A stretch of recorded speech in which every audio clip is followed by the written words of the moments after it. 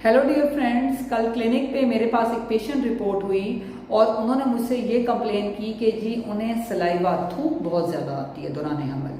तो उन्होंने मुझसे क्वेश्चन किया कि डॉक्टर साहबा ये क्यों है, मतलब मेरे पहले भी 2 बच्चे हैं और मुझे उस टाइम पे तो कोई इशू नहीं हुआ, लेकिन अब जो मेरा तीसरा बच्चा है तो मुझे इतना ज़्यादा सलाइवा है, इतनी मुझे थूक आती है कि मुझे वो डिस्टर्ब करती है और हर वक्त आती है, मुंह में स्मेल भी रहती है।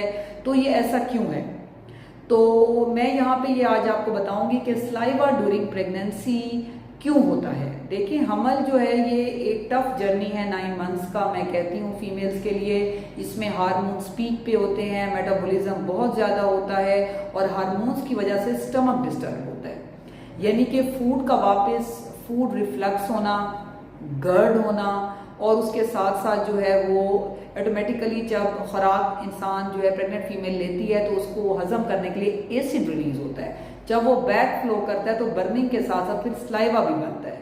तो स्लाइवा जो है वो it's not a bad thing, ये जो है एक प्रोटेक्टिव मैकेनिज्म है कि जितना भी एक्स्ट्रा थोड़ा बहुत जो एसिड है या जो बैड कंटेंट है जो इसोफेगस के थ्रू स्टमक से आ रहे होते हैं तो वो स्लाइवा के थ्रू औरत स्पिट कर देती है।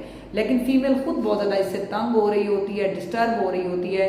तो मैं ये बताती चलूँ कि बहुत ज़्यादा वो ख़वातीन जिनको बहुत ज़्यादा मतली और उल्टी होती है, या जिनको मैदे की तेज़ाबियत बहुत ज़्यादा होती है, या जिनको ऑलरेडी कोई मैदे का मसला है, लाइक गर्ड है, पेप्टिक अल्सर है, कोई अल्सर हो गया, ऊपर से हमल भी हो गया है, तो ये चीज़ एग्रीवेट हो जाती है। अब उस फीमेल को पहली 2 बच्चियों में तो नहीं था, क्योंकि तब उसकी बॉडी हेल्दी थी, वो एक्टिव थी और उसकी फूड इंटेक ठीक थी। अब थर्ड प्रेगनेंसी में 2 बच्चों का ख्याल करना, घर के काम करना, हस्बैंड को देखना, तो थर्ड प्रेगनेंसी में फीमेल इग्नोर हो रही होती है। तो मैंने उनको गाइड किया कि अब आपकी इम्यूनिटी पहले से कम है। जब मैंने उनसे हिस्ट्री ली तो उन्होंने बताया कि पहले 2 बच्चों के टाइम भी मैदा ख़राब रहता था, लेकिन इस दफ़ा ज़्यादा है। ऑब्वियसली फीमेल वीक हो गई, पहले भी मैदा अपसेट था, बच्चों में गैप कम है, तो ऑटोमेटिकली उस टाइम पे उसको गर्ड होना, मैदे में दर्द होना, तेज़ाबियत होना और उसका रिफ्लेक्स होना, साथ में नोजिया वॉमिटिंग का हर वक्त होना इस कॉज ऑफ सलाइवा। तो उनको मैंने कहा कि आप परेशान ना हो,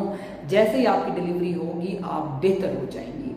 तो फिर फीमेल ने कहा कि मैं इसके लिए क्या करूँ, तो उनको मैंने बताया, और मैं यहाँ पे आपको भी बताती चलूँ कि अगर सलाइवा ड्यूरिंग प्रेगनेंसी है तो आपने अपनी ओरल हाइजीन बहुत अच्छी रखनी है, यानी कि आप दिन में 2 से 3 दफ़ा ब्रश करें, माउथ वॉश यूज़ करें, साथ में आपने डॉक्टर से लाजमी कहना है कि वो आपको कोई ना कोई PPI इनहिबिटर यानी कि H2 ब्लॉकर, ये वो तमाम मेडिसिन है जो स्टमक के लिए होती हैं। मैं यहाँ पे मेडिसिन के नाम नहीं लेती क्योंकि अनफॉर्चुनेटली हमारे मुल्क में जो है सेल्फ मेडिकेशन बहुत ज़्यादा है। तो मैं यहाँ पे फार्मूला आपको बता रही हूँ कि आपने स्टमक के जो एसिड रिलीविंग मेडिसिन है वो डॉक्टर के मशवरे से लेनी है, लेकिन अपने ब्रश योर टीथ, पानी का इस्तेमाल ज़्यादा करें, बॉयल वाटर लें, माउथ वॉश यूज़ करें, और जितने भी स्टमक की मेडिसिन हैं, नोजिया की, वॉमिटिंग की, हाइपर एमेसिस ग्रेविडेरम यानी कि पहले 3 महीने बहुत ज़्यादा उल्टी और मतली होना अगर है तो उसकी दवाई लें, और अगर ज़रूरत हो तो आप उसके लिए IV भी लगवा सकते हैं, लेकिन डॉक्टर के मशवरे से।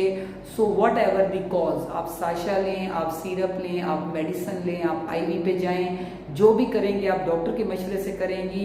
लेकिन जो है बाज़ वक़्त इन तमाम रेमेडीज से सलाइवा कुछ हद तक बेहतर होता है, ख़त्म नहीं होता। तो ऐसी ख़वातीन को मैं कहती हूँ कि आप स्ट्रेस आउट ना हो, आप ओरल हाइजीन का, पानी पीने का और साथ थोड़ी सी हेल्पिंग मेडिसिन डॉक्टर से ले लें, और जैसे ही बेबी डिलीवर होगा you will be better.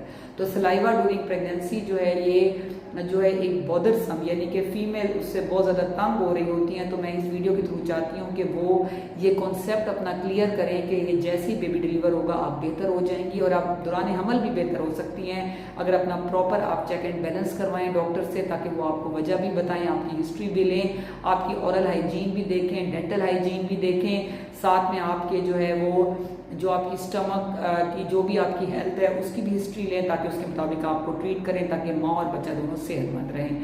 Stay safe, stay healthy. Thank you so much. अल्लाह हाफिज़।